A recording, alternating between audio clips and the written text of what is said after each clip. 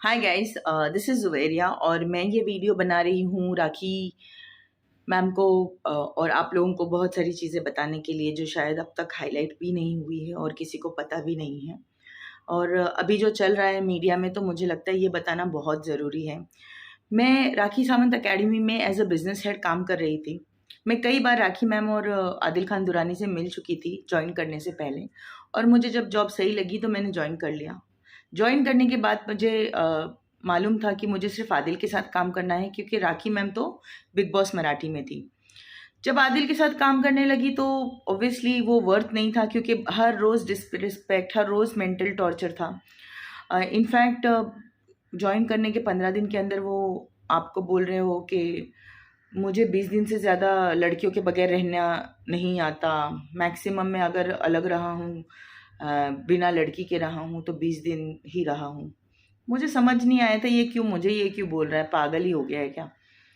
फिर जब सैलरी की बात आई तो उन्होंने भिखारियों की तरह हमको माँगने के लिए लगाया 10 मर्तबा। फाइनली जब एक्चुअली मैंने डिटेल में बोला कि देखो मुझे सैलरी आज चाहिए ही चाहिए, जब मेरे पास बिल्कुल कोई पैसे नहीं थे, तो उन्होंने मतलब टेबल पे हाथ पटका, ज़ोर-ज़ोर से चिल्लाया मुझ पर, बॉटल फेंकी, बहस हुई हमारे बीच में काफ़ी। राखी मैम वहीं पर थी, वो भी मतलब अगर नहीं होती तो शायद मुझे भी मारते वो।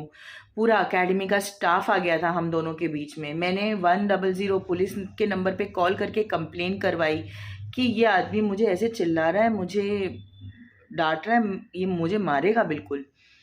तब जाके वो शांत हुए और उन्होंने मुझे मेरी सैलरी भी दी। बात यहाँ पैसों की नहीं है, बट ऑब्वियसली आप जहाँ काम करते हो वहाँ इज़्ज़त आपको करनी आनी चाहिए।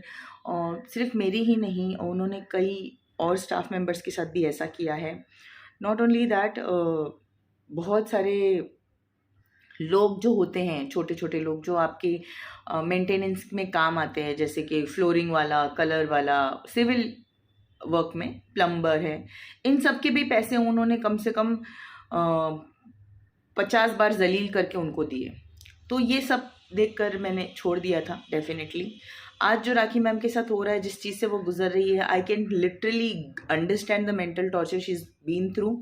उनको वो बहुत क्लियर है अपने कामों में कि उनको क्या करना है, वो किस तरीके से काम करना चाहती हैं, उनका प्लान क्या है, और वो बहुत साफ बंदी है। She is not a drama queen guys. वो अपनी पर्सनल लाइफ को लेके बिल्कुल ड्रामा नहीं करती है।